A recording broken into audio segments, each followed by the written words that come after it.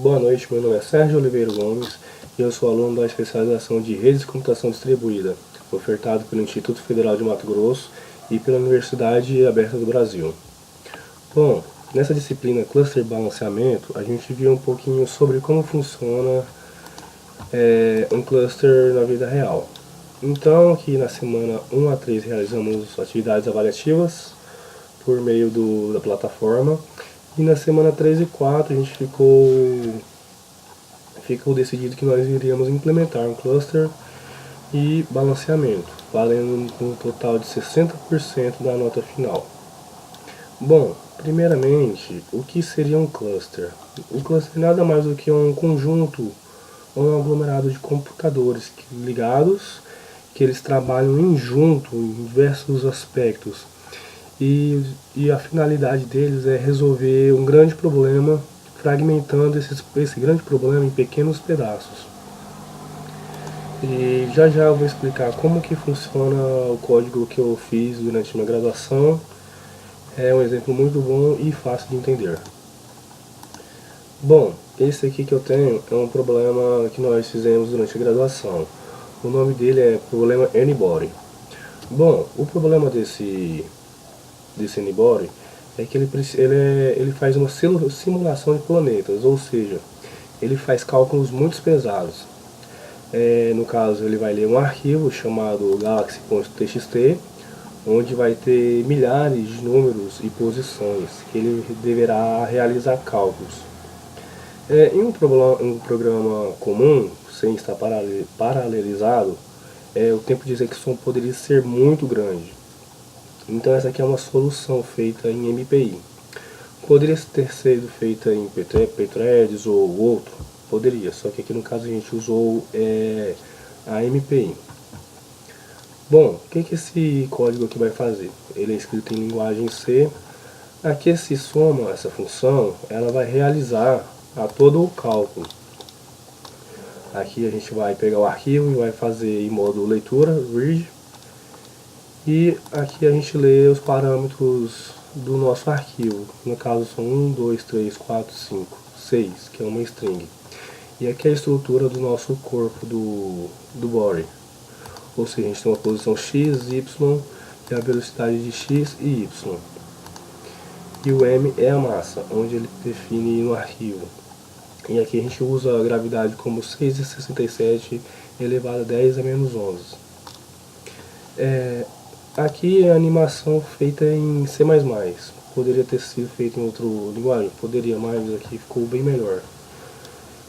Esse código aqui não entra muito no contexto, porque aqui a gente só vai ver como que vai simular os planetas. E aqui onde a gente paralelizou utilizando o MPI.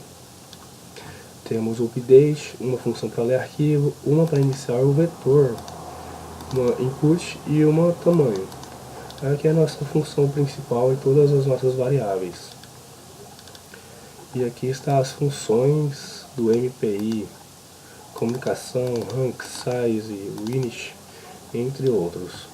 Aqui as nossas variáveis que a gente precisa utilizar para fazer os cálculos. E aqui começa o nosso código.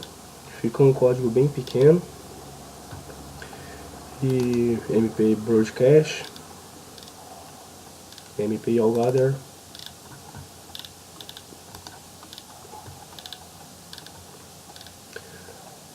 a função update, a função ler arquivo e a input.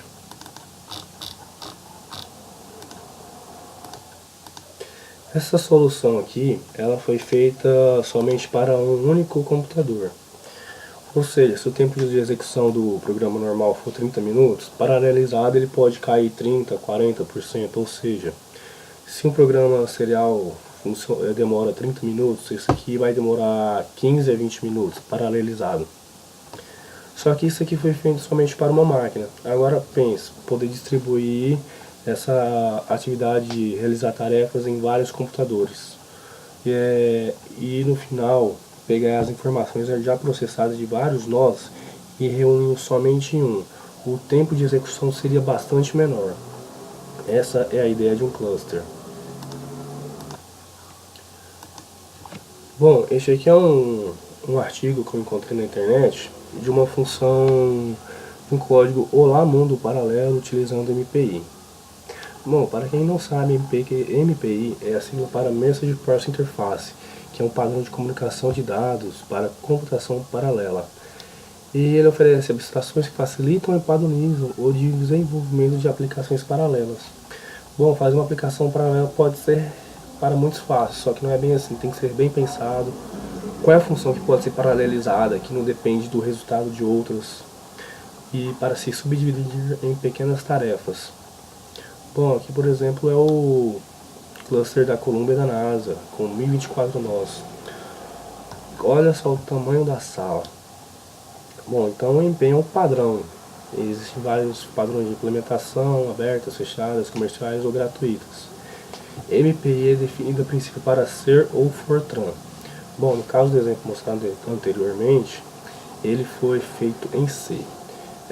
Eu também já fiz implementações utilizando o Python. Por exemplo, um sistema de arquivos distribuído. Mas o código é meio complicado e eu não vou explicar por aqui neste momento. Bom, aqui ó, ele mostra um arquivo chamado olá.c com conteúdo, o método de compilação e a execução deste programa. E a saída vai ser a seguinte: oi, oi, oi, oi. Mas se você reparar, esses ois aqui eles não estão em ordem. Por exemplo, ó, se você for lá colocar o número do processo, do oi, ele vai fazer o seguinte: oi, eu sou o processo 1 de 5. E logo abaixo ele vai colocar o processo: oi, eu sou o processo 4 de 5. E depois o 0, depois o 2 e depois o 3. Mas não saiu em ordem.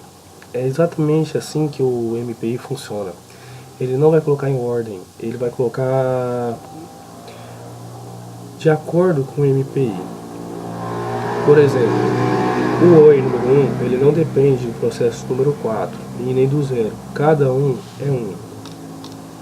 Voltando ao código aqui, ó, ou seja, é como se ele pegasse e inicializasse essa função, e cada função gerasse um processo, e cada processo iria realizar um oi. Eu sou o processo tal, tal. E aqui ele mostraria o rank e o size.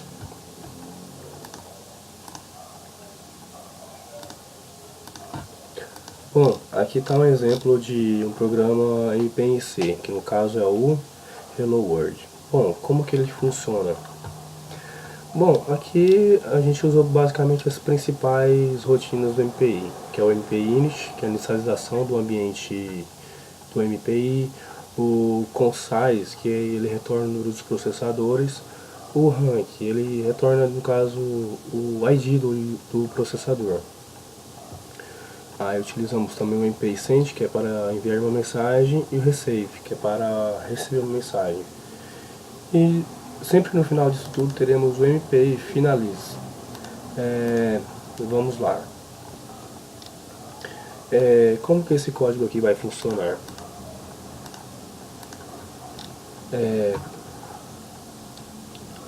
Aqui nós temos um processo indicando se o rank for 0, continua, se não, ele recebe uma mensagem e atualiza com os dados.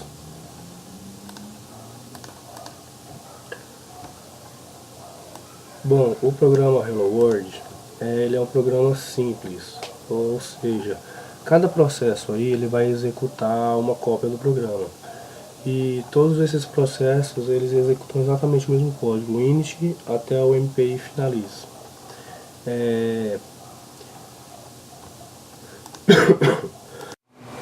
Bom, dando continuidade aqui sobre código paralelizado no MPI. Bom, o MPI nada mais é do que uma comunicação de dados de computação paralela. Existem vários tipos de computação paralela e dependendo do problema que está tentando se resolver, pode ser necessário passar informações entre processadores ou nós de um cluster. E aí que o MPI ele entra porque ele oferece infraestrutura para essa tarefa. Bom, o MPI no logo é uma aplicação constituída por um conjunto de tarefas que podem ser processos, threads, depende da implementação, onde elas se comunicam se organizando para o envio e recebimento de mensagens entre tais processos. Geralmente, a quantidade de processos ele é definido na criação. E geralmente o MPI é algumas vezes referido como o MPMD, que é o Multiple Program Multiple Data. Ou seja, esses elementos são importantes em implementações paralelas de comunicações de dados e para processos paralelos e para o balanceamento de carga. Um bom exemplo para utilizar o MPI seria, por exemplo, no meu projeto de TCC que foi realizado, só que eu não usei o MPI, eu usei Perthreads para paralelizar. O problema era ler um arquivo onde cada arquivo tinha vários textos dentro deles. Aí, se eu fizesse o programa serial, iria demorar muito tempo. Qual foi a solução que eu encontrei? Bom, vou lá criar um programa com 5 processos, cada processo vai ler um texto dentro deste arquivo até finalizar tudo. Ou seja, eu dividi ele em 5 processos, reduzindo o tempo em 30 a 40%. Bom, o MPI também é capaz de fazer isso, só que ele faz utilizando comunicação entre módulos, nodos ou nós. No caso, no programa que eu fiz, ele foi feito somente para o computador. Teve um ótimo desempenho, um ótimo resultado? Teve sim. Mas se eu tivesse utilizado a questão de um cluster, poderia ter diminuído e facilitado a minha vida e muito em relação ao tempo de execução. O objetivo do MPI é prover um amplo padrão para escrever programas com passagem de mensagem de forma mais eficiente e flexível. O MPI ele também não é um padrão e nem uma IEEE. Por que utilizar ele então? Porque ele tem uma maior portabilidade, funcionalidade, ele possui muitas rotinas e uma enorme disponibilidade. Aqui nesse programa Hello World, ele utiliza poucas funções. O init, que ele inicia a execução do MPI, né? E ele, por exemplo, em C ficaria somente isso aqui. MPI init os argumentos. Apenas isso. O MPI.com, underline concise, ele determina o número de processos a um grupo associado ou comunicador. Ele também geralmente é utilizado com esses atributos aqui, ó, com esses parâmetros, que é o MPI convert, para determinar o número de processos que estão sendo usados em uma aplicação e o tamanho dele. E o rank, que ele, no caso, mostra o número de cada processo. Aí se o rank for 0, ó, strp, message hello world, ele imprime e faz esse laço aí, enviando mensagens.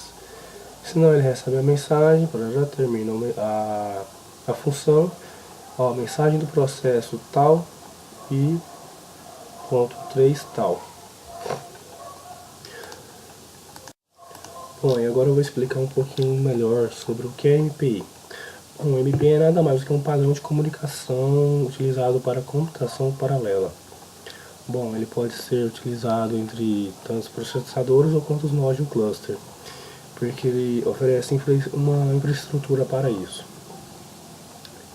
No MPI, a aplicação ela pode ser constituída por uma ou mais tarefas. Essas tarefas podem ser processos, threads, depende da implementação, que elas se comunicam para se organizar e fazer um melhor processamento, dividir o problema grande em pequenos problemas.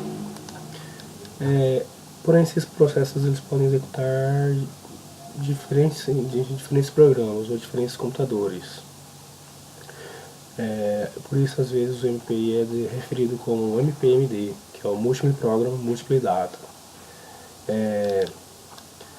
Os processos eles podem usar mecanismos de comunicação ponto a ponto, ou um grupo de processos pode invocar operações coletivas. E o MPI é capaz de suportar comunicação assíncrona, programação modular, entre outros. Ou seja, o objetivo do MPI é prover um amplo padrão para escrever programas de passagem de mensagens de forma prática, eficiente e flexível. Ele não é um IEE e nem um padrão da ISO, mas ele chega a ser um padrão industrial para o desenvolvimento de programa com troca de mensagens. Bom, por que utilizar o MPI? Porque ele permite que você coloque sua aplicação em uma plataforma diferente.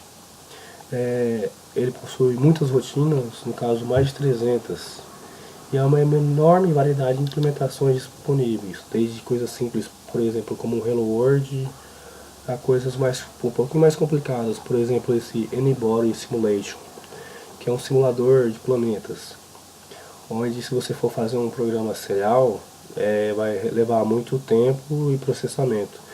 E se você fizer ele utilizando o MPI, você vai reduzir esse tempo, dividindo o problema grande em tarefas menores, obtendo um resultado mais eficiente e mais rápido.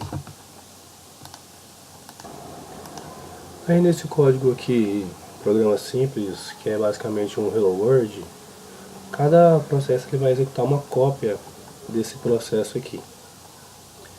E todos esses processos eles vão iniciar essa função npint, que é a inicialização do ambiente que realiza a troca de mensagens. Aí a pergunta é quantos processos existem? Aí que entra essa segunda função, com size. E o MPI com rank, que é logo a função abaixo, que retorna o número inteiro, entre 0 e o tamanho menos 1. E identifica o processo que fez a chamada. Então o processo que for 0, ele envia a mensagem de enlace, que é o MPI send.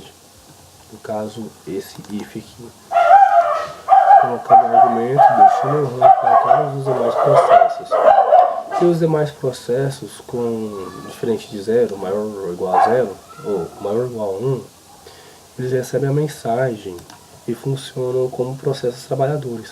E todos esses processos eles imprimem a mensagem e abandonam o ambiente, que é o MPI finaliza.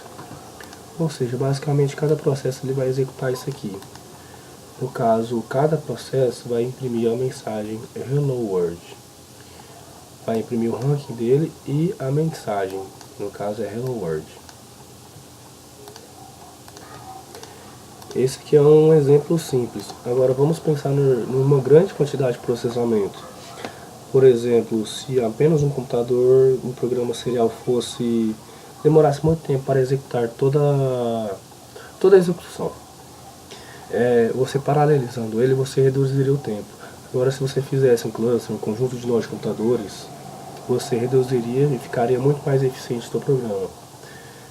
Por exemplo, o programa Anybody, que é uma simulação de planetas, você fizer ele numa única máquina sem paralelizar, vai levar um tempo enorme.